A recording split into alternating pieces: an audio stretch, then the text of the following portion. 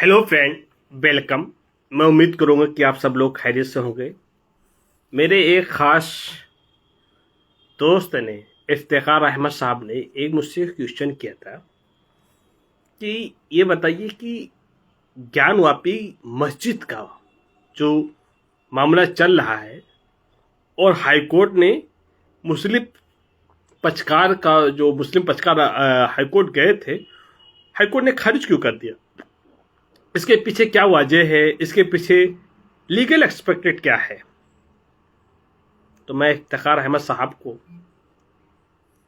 ये बताना चाहता हूं कि ये जो सुनवाई की जा रही है ज्ञानवापी का मामला है, जहां वजू खाने में फव्वारे को जो है सीलिंग कहा गया, जहां वो स्थल जो मस्जिद के कैरेक्टर्स को, उसके जो तहखाने को पूजा करने का अधिकार दिया गया, वो स्थल, और ये कानून में सिविल प्रक्रिया संहिता, the code civil procedure act की सेक्शन 9 का अगर हम मुताला करेंगे, सेक्शन 9 देखेंगे कि क्या ये मुकदमा जो ट्राई करने का योग है कि नहीं योग है। क्या हम वर्शिप एक्ट 1991 देखेंगे, क्या ये मुकदमा चलने योग है कि नहीं है। तो मैं जिसकी बात कर रहा हूं वो मुकदमा आपके सामने, एक मैं वर्शिप एक्ट पढ़ना चाहता हूं। वर्शिप एक्ट में जो है ये एक संसद द्वारा बनाया गया कानून है। संसद के दोनों सदनों द्वारा पारित किया गया कानून है। और जानते हैं कानून बनाने की प्रक्रिया क्या है कि संसदन के अंदर एक बिल लाया जाता है और बिल लाने के बाद में दोनों पक्ष जो है उस पर तर्क वितर्क करते हैं, कोई राय देते हैं, कोई कुछ करता है, और उसके बाद में दोनों पक्षों का अगर सहमत हो जाता है, 2/3 अगर लोग जो है इस पर सहमति दे देते हैं, प्रेजेंट वोटिंग कर देते हैं और वो पास हो जाता है। पास होने के बाद में जो है वो एक राज्यसभा में भेजा जाता है और राज्यसभा में मेजोरिटी से अगर वो पास हो जाता है और पास होने के बाद में जो राष्ट्रपति के पास रखा जाता है, राष्ट्रपति जो है उस पर अपना सहमति एसेंट दे दे, वो कानून बन जाता है। और ये कानून बन गया था, यानी द वर्शिप स्पेशल एक्ट 1991, अब एक्ट नंबर 42, और इसका जो इन्फोर्समेंट डेट है 18 सितंबर 1991।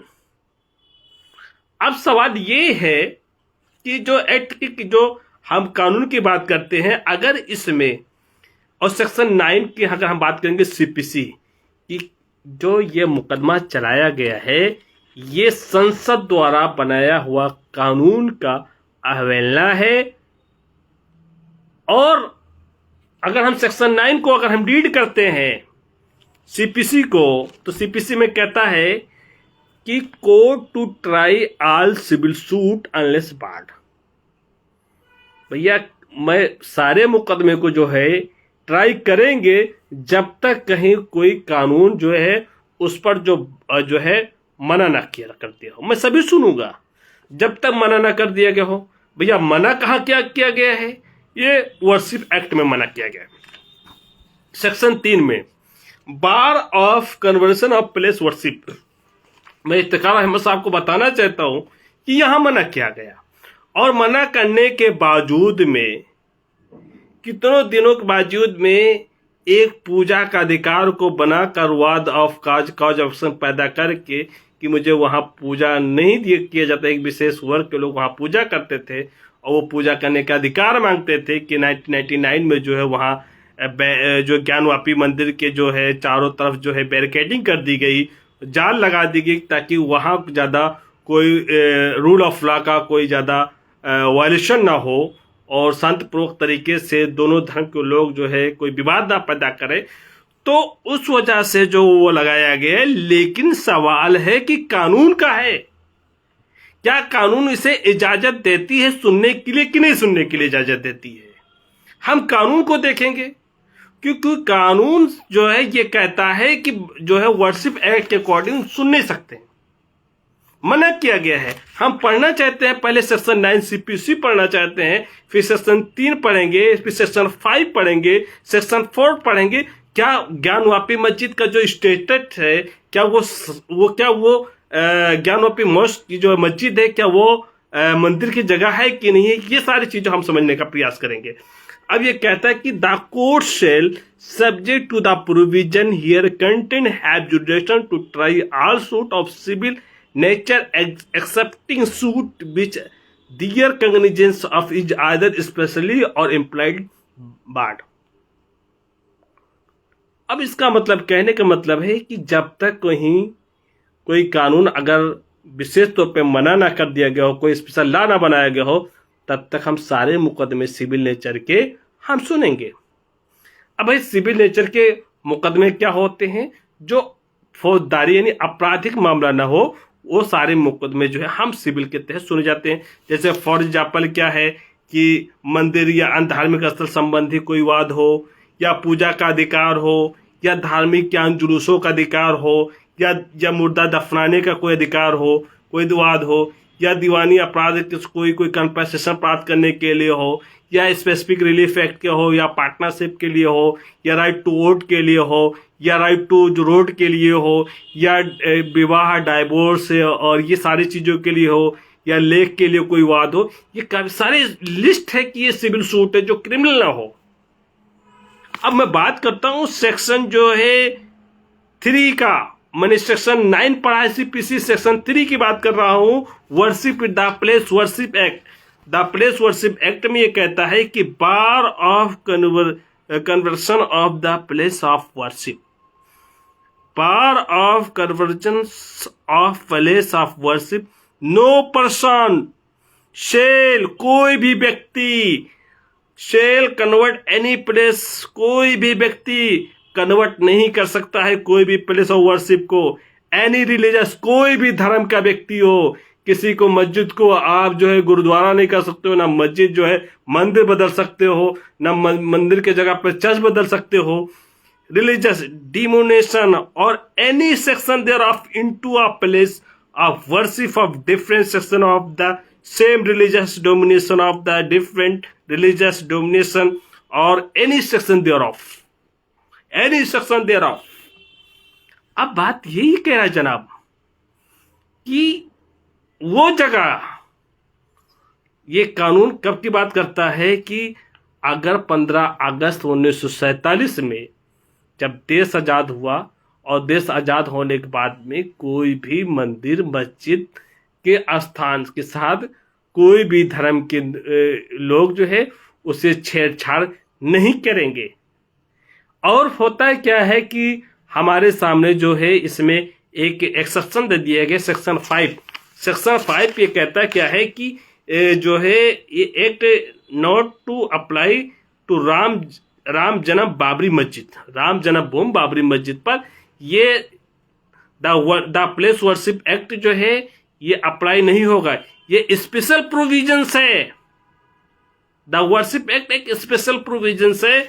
और इसलिए सेक्शन 9 जो सीपीसी के तहत जो डिसाइड किया गया है, वो कानून के तहत जो डिसाइड किया गया है पूजा करने के लिए वाइड, मैं आज ये कहता हूं कि वो कानून, इस कानून से बना हुआ कानून वो वाइड है। वो पूरी तरह से जो जिला जज जो सुना गया फैसला है वो वाइड है, क्योंकि जिला जज एक दिन रिटायर होने से पहले वो आदेश दिए थे।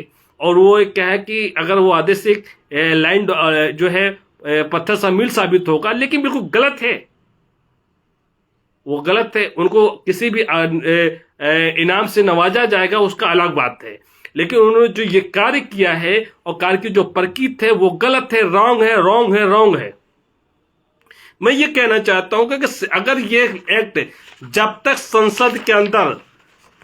संसद के अंदर बिल लाकर खत्म नहीं किया जाता है, तब तक ये एक्ट वैलिड है। ना सुप्रीम कोर्ट काट सकता है, ना भारत की कोई न्यायालय नहीं काट सकता है इस एक्ट को। संसद अगर कोई कानून बनाकर, संसद बिल लाकर इस एक्ट को समाप्त कर सकता है, रिपील कर सकता है अमेंडमेंट के थ्रू, वरना नहीं कर सकते हैं।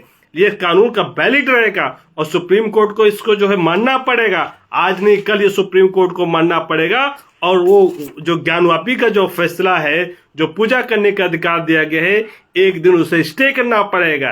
क्योंकि अगर ये कानून को अगर जिंदा रखना है, क्योंकि आप किसी भी मतलब एक तरीके से जो है किसी घर की खुदाई की जाए, कोई कुछ मिल जाए, कोई अवशेष मिल जाए, तो ये कहा जाए कि ये जो है इनका अवशेष है।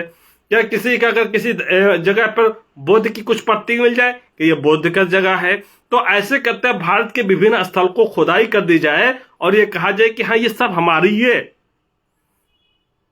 तो इस तरह से रूल ऑफ लॉ ये भारत है, ये एक तरीके से ये संवैधानिक मशीनरी के तहत प्रशासनिक तौर पर चलाया जाता है, जिसका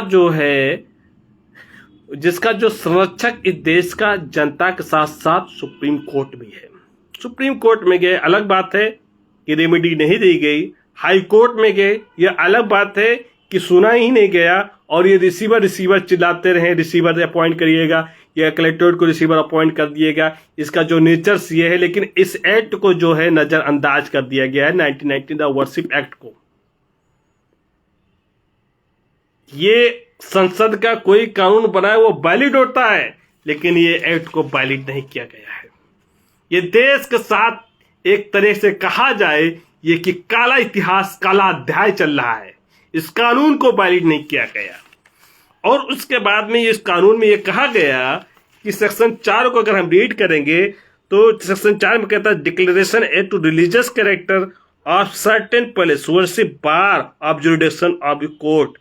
यानी अगर कोई डिक्लेरेशन करता है वर्शिप जो है या कोई चीज को डिक्लेयर करता है तो सेक्शन 4 भी बार लगाता है। यार एक और चेक है, एक 3 चेक है, एक 4 भी चेक है।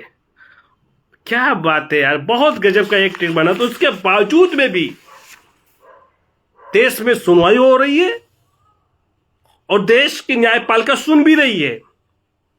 इसका मतलब यह है कि लोकतांत्रिक तरीके से न होकर एक तानाशाही तरीके से सुना जाता है, जो का कहीं ना कहीं संविधान का वायलेट होता है। अब संविधान की बात मैं करता हूं, इसलिए करता हूं कि संविधान के आर्टिकल 13 में 2 में बताया कि कैसे कानून बनेगा। 13 के 2 में देखिए कानून कैसे बनेगा, कानून किसे कहते हैं, वहां डिफिनेशन दिया गया है। मैं 13(2) को पढ़ना चाहता हूं कि 13(2) में कहता है कि कानून किसे कहते हैं। मैं आप लोगों को बताना चाहता हूं।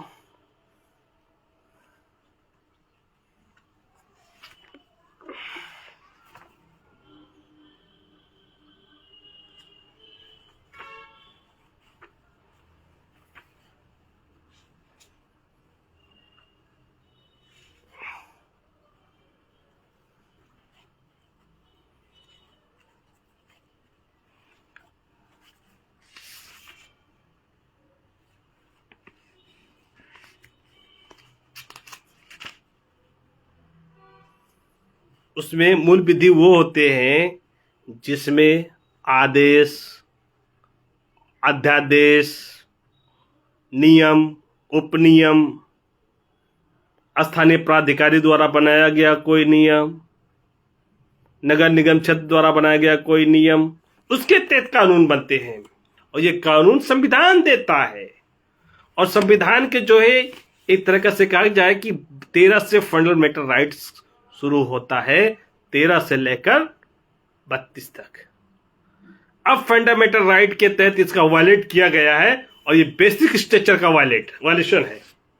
बेसिक स्ट्रक्चर का वायलेशन है। कोई सिविल कोर्ट, वो जुरिडिक्शन कोर्ट नहीं, सिविल कोर्ट कोई रिट क्षेत्र अधिकार नहीं सुन सकता है, उसे सुनने का कोई अधिकारता नहीं है। लेकिन कोर्ट ने सुना, court supreme court, high court से ऊपर रहा सिविल कोर्ट। तो इसी के साथ मैं बताना चाहता हूं कि जो ज्ञानवापी मस्जिद में जो आदेश आया है वो आदेश नल एंड वाइड है। इसी के साथ मैं अपनी बातें यहीं पर विराम लगाता हूं। मैं यही कहता हूं, उठो जागो, सवेरा हो चुका है। अगर आप अंधेरा चाहते हो तो परिवर्तन नहीं करोगे। उजाला चाहते हो तो आप जरूर परिवर्तन करोगे। तो मैं जिस एक्ट की बात किया था, वर्शिप एक्ट की बात की थी, तो वर्शिप में पूरी तरह से मैं उस पर ज्ञानवापी की, उस पर मैं बता चुका हूं। बार है, वाइड है, वाइड है। यानी सिविल कोर्ट को कॉन्स्टिट्यूशनल कोर्ट नहीं होता है कि कोई भी मैटर मुंह उठाकर चले जाओ ऑडिट के माध्यम से सुना जाए, क्योंकि उसे सेक्शन 9 सीपीसी के तहत जो है कौन से मुकदमे सुनने का अधिकार क्षेत्र है, वो सेक्शन 9 में कहा गया बाढ़ है। लेकिन जब जहां जेक 3 का लग गया है कि वो द वर्शिप प्लेस एक्ट में एक जेक 3 सेक्शन 3 लग गया है, एक जेक जो है आपका सेक्शन 4 लगा हुआ है, और सेक्शन 5 जो है एक अपवाद बताए कि भाई राम जन्म भूमि बाबरी मस्जिद छोड़कर किसी भी वर्शिप और किसी भी प्लेस को, चाहे वो गिरजाघर हो, चाहे वो मस्जिद हो, चाहे गुरुद्वारा हो, उसका कैरेक्टर हम बदलेंगे नहीं। ये जो 1947 के तहत 1947 के बाद की बात करता है, तो भी अगर बदला गया है तो एक तरीके से ये कहा जाए कि संसद का बनाया हुआ कानून के साथ जो है हत्या किया गया है, ये द वर्शिप प्लेस एक्ट के साथ। तो दोस्तों मैं अब यहीं पर इजाजत चाहता हूं। अल्लाह हाफिज, जय हिंद।